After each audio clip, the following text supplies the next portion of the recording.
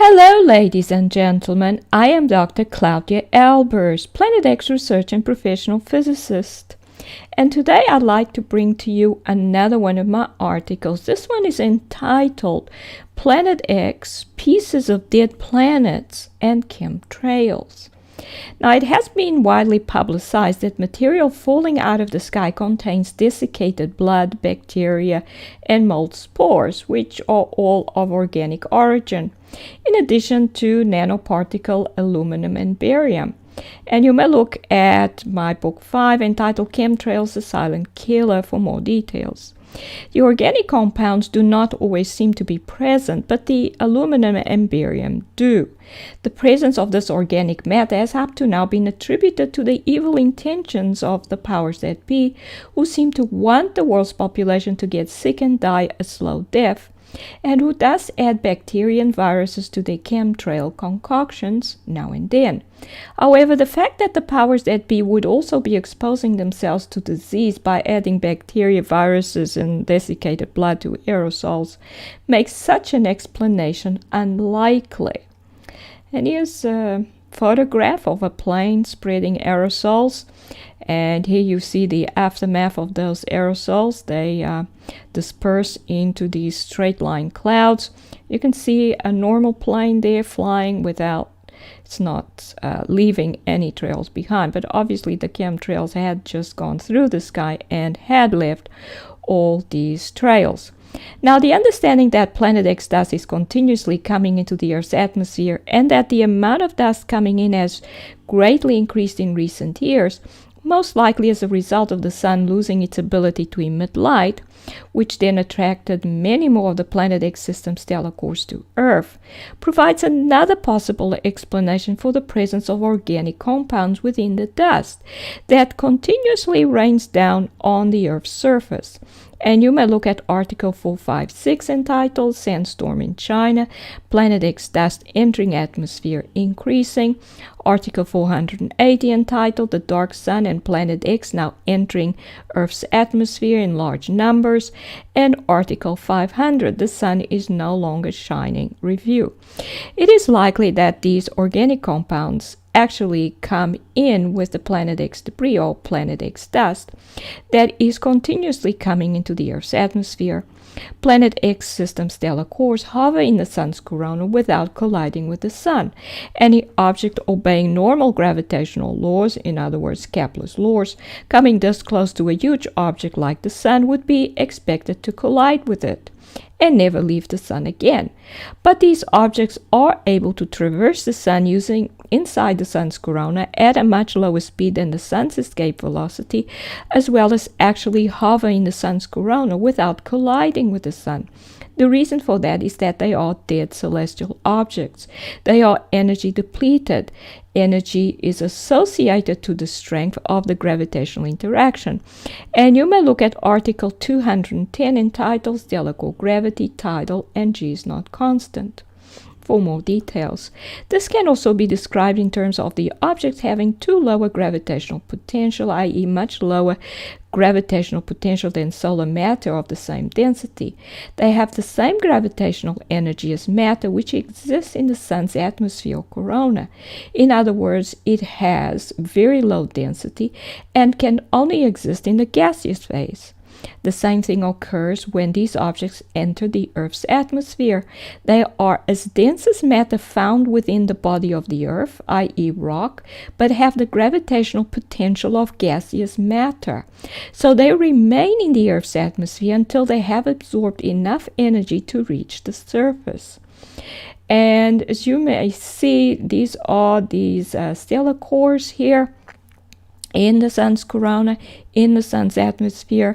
They can hover in the sun's atmosphere without colliding with the sun, which would be impossible if this was a normal solar system object. Because a normal solar system object, say a moon, a planet from the solar system, would be attracted to the center of the sun and would quickly collide with it.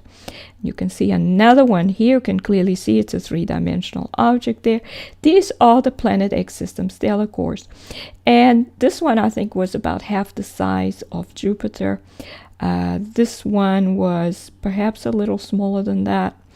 So some of these, the larger ones, would be stars. There have been some observed that are actually much larger than the sun. So these are the cores of what was left of once a living star. But it's now a dead star, so it's just the core of the star and a debris field around it. And the same thing happens with the smaller ones, except they are dead planets instead of dead stars.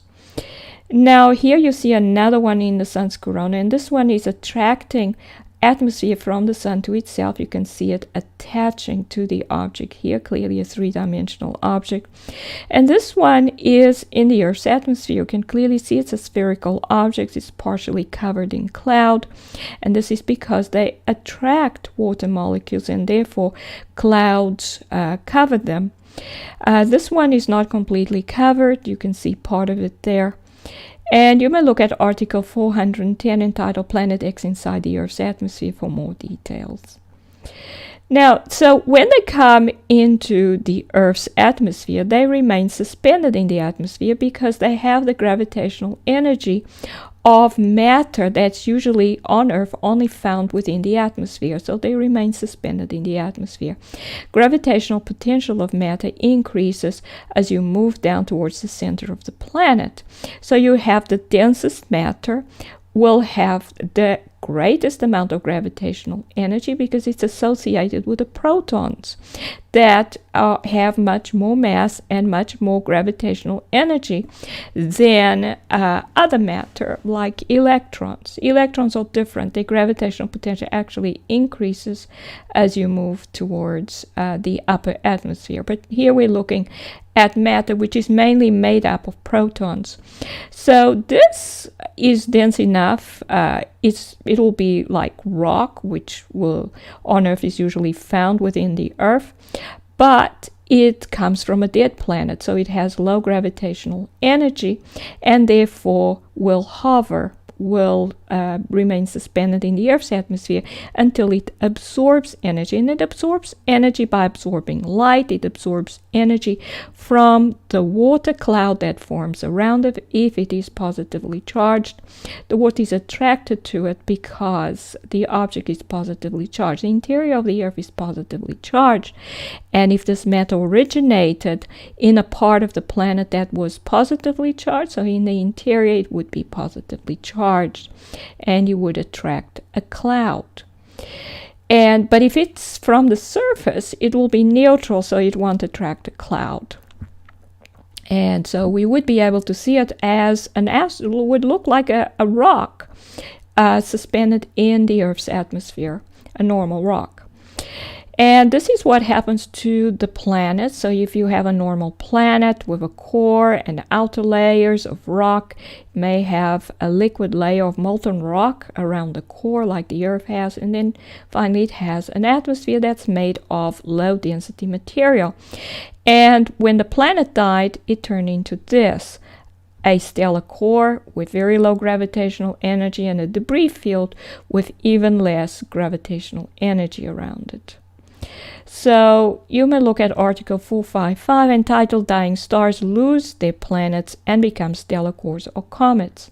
Since the Planet X debris coming into the Earth's atmosphere is actually pieces of broken planets, it should not be surprising that if there were animals on those planets, their remains would be amongst those pieces of broken planets, and that therefore the presence of organic matter, including dried blood and blood cells in material which seems to be coming from the sky, actually comes from the Planet X system debris rather than from chemtrails.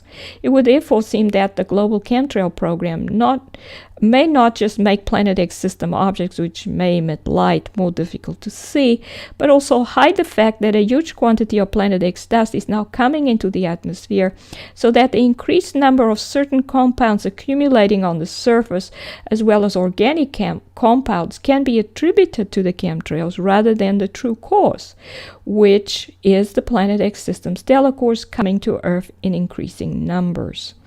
So in conclusion, it seems likely that the organic material raining down on the surface of the planet Earth is not part of the chemtrails that are being sprayed in the atmosphere, but is rather a part of the Planet X dust, which is continuously coming into the atmosphere, and that the chemtrail program started at the end of 1997, had as one of its aims hiding the truth behind the increased amount of Planet X dust that was about to start entering the Earth's atmosphere due to more of these objects being expected to come to Earth as a result of the sun's critical state of weakness.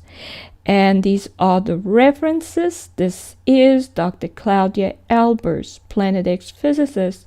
Thank you for watching.